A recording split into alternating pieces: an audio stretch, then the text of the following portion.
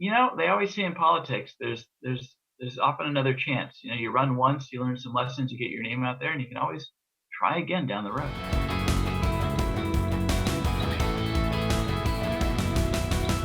Hi, I'm Scott Leadingham. Thanks for joining us here in the unique Northwest. Coronavirus, of course, big in the news still, but there is other things going on out there, and we're going to talk a little bit about the Washington state primary election upcoming here on August 4th when ballots are due. And joining us to talk a little bit about that is Olympia correspondent Austin Jenkins. Thanks for joining us today, Austin. Yeah, good to see you, Scott. Good to be seen and good to see you. So we are taping this ahead of the August 4th deadline for ballots to be returned, of course. So some of these dynamics might change if you're watching this after that time. But some of the big races, of course, the statewide race for governor is a big one. 36 candidates on the ballot, including Governor Jay Inslee, who's running for a rare third term. And there's some interesting dynamics happening in that race for those competing against him. Remember, Washington is a top two primary, so the top two vote getters go on to the general election regardless of party. So there's some big name Republicans who've been vying over the last almost year or so. Tell us a little bit about some of the dynamics there of who is running against Governor Inslee and why. Well, and as you noted, it is rare to have an incumbent governor run for a third term, seek that third term. The last time that we had a three-term governor was Republican Dan Evans. So if Inslee succeeds at this, he'll actually be the first Democrat in state history to have three consecutive terms.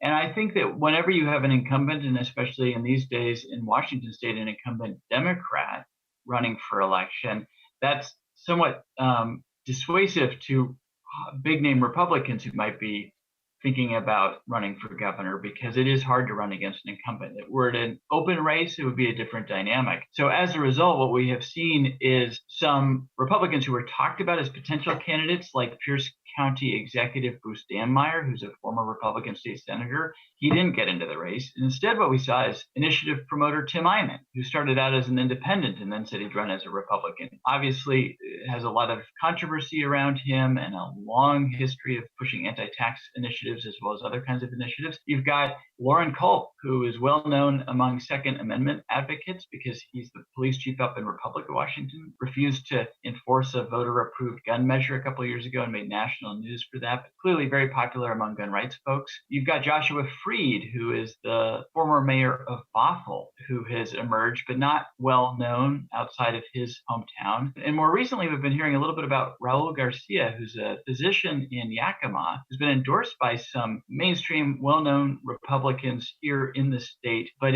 seems to be getting kind of a late start, and again, is not well known beyond his hometown. And that's where I wanted to pick up on Dr. Raul Garcia. Has a presence there in the Yakima Valley, the Tri-Cities region. I believe he has a practice in Pasco as well. So he came in later, right before the filing deadline, and there was these other Republicans who had been running and fundraising well before that, in some cases close to a year before that. And so he certainly sort of comes into the race here at the last minute and starts campaigning. And you've seen a lot of ads for him, of signage in Eastern Washington, at least of late, and that's sort of noticeable. And he's gotten a lot of higher profile endorsements from people who might have otherwise endorsed some of the other established Republican candidates who had already been running. I just wonder what your sense is of the dynamics are of some of that later support for Mr. Garcia or Dr. Garcia.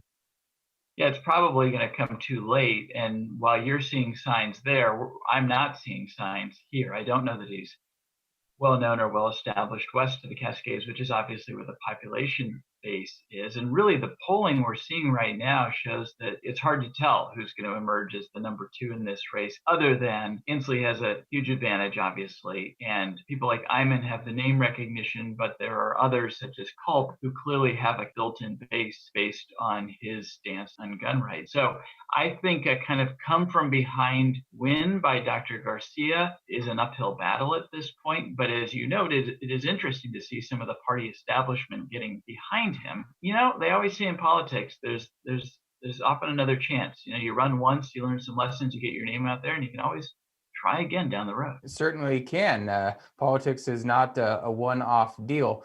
And Governor Inslee might note that he's been in the game a long time, and not just as governor, but previously before that as a member of Congress. And so that's what I'm also interested in. You know, Governor Inslee hasn't really done a lot of noticeable campaigning, at least in Eastern Washington. Of course, the coronavirus pandemic has thrown a wrench into all campaigning. It is a campaign season like none other. But I wonder, is maybe the governor's lack of perhaps noticeable campaigning, one, is it due to just the nature of this year and it being so thrown off and you can't really do a lot of campaigning in person? Or two, is the nature of what he's doing saying, like, I'm doing my job as governor, I'm responding to the pandemic, and that's what a governor should do. And I can't really campaign, and I shouldn't be because I need to focus on my job as governor. And that, in and of itself, is his campaign because he's saying, I'm doing a good job as governor, sort of subtly saying that. I think certainly he's getting all of the earned media and then some that a sitting governor up for reelection could hope for weekly, if news conferences, if not twice a week.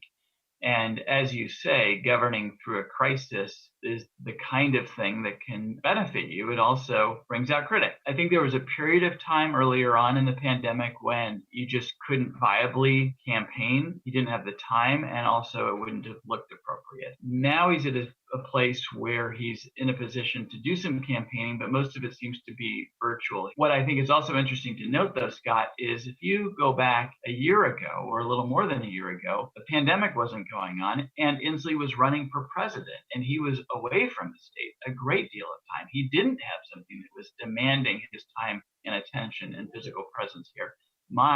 What a difference makes. He's been in a situation where it's probably hard to find time to take a bathroom break.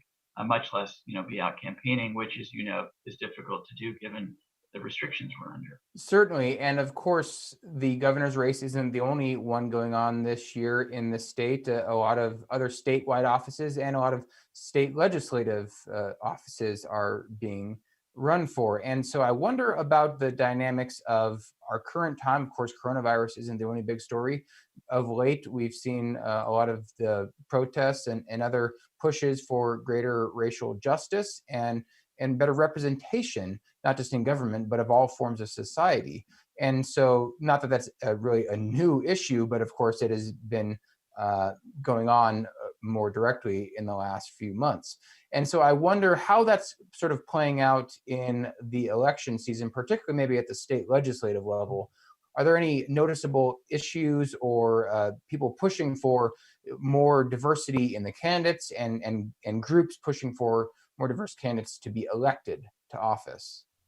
Well, I would preface this by saying that we've already seen, as of 2 years ago, a much more diverse legislature. Democrats have gained some seats, and as they've done so, we've seen new lawmakers arrive, definitely been more representative of Washington's diverse population, and they've already changed the conversation here. So that change has begun.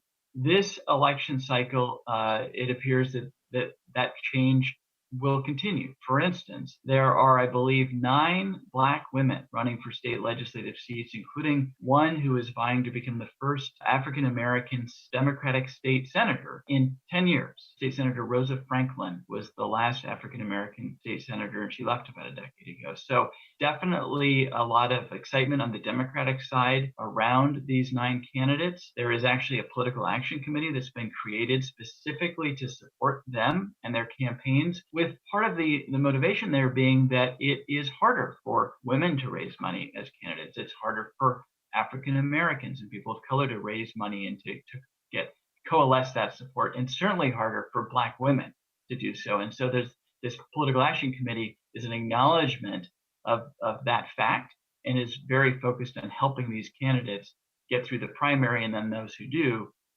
make it across the finish line in November. Well, it's good information. We'll be sure to check back as campaign and election season moves on. Thanks for joining us today, Austin. And thanks for having me. We turn now to correspondent Anna King in the Tri-Cities. Thanks for joining us today, Anna. Thanks for having me.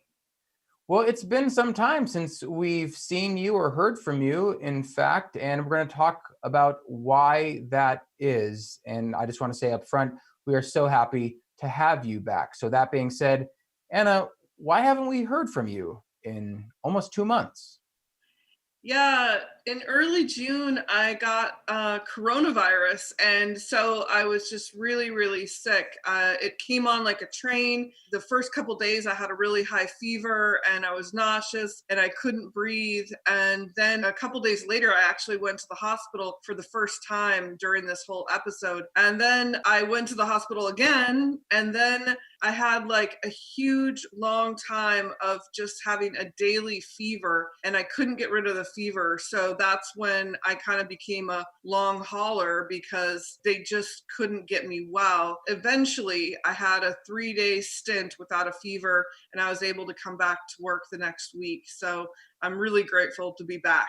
And we are so very grateful to have you back. And I know a lot of listeners and viewers and people out there in the Northwest have expressed that once they heard about your plight with coronavirus. You've gotten a lot of emails. And I wonder, you were covering, of course, the coronavirus pandemic, as almost all journalists were in some form before this. And you were looking at how workers in meat processing plants in the region, of course, were responding. And now you've had that experience of actually being greatly affected by it. I wonder if that sort of changed your perspective or maybe just informed how you might be reporting on it and the people affected by it going forward.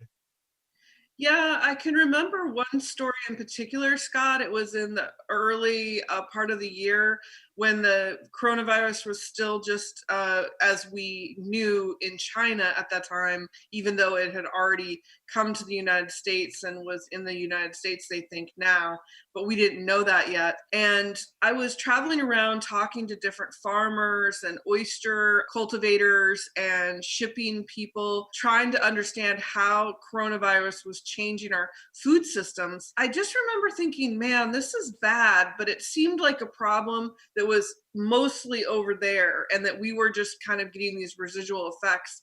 And now, having had it, I just feel like I have so much empathy for the sources that I cover normally. But now I really feel like I'm having a lot more empathy for people who are sick for a long time because I've had a little window into what that's like. I think the obvious question that I know you've been asked a little bit since you came back was, well, how did you get exposed? Like, do you know, was there contact tracing? Do you know what happened?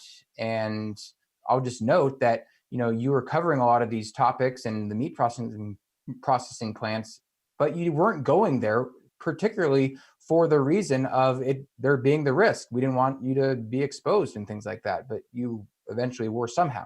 Do you know how you got it? Yeah, I feel like I was a social distancing ninja is what I've been telling people. Like I was trying to not go anywhere. I was trying to like not touch my mail until 3 days after it came to the house. I was not getting takeout food. I was getting grocery delivery and sanitizing everything that came into the house. I mean, we were kind of overboard because my husband's a scientist and I didn't want to get sick. And so we were really trying our best. But at the end of the day, I still got it. And I think that's what's really scary is people are kind of like, man, if you can get it, anybody can get it. And I think that will be one of the subjects of upcoming story, Scott, is this kind of like, you're as careful as you can be, but you still get it. Yeah, I would definitely be interested in hearing about that. And we are just so delighted to have you back with better health. Anna, thank you for joining us today.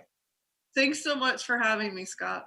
Find more on these and other topics, Northwest news and coronavirus resources at nwpb.org.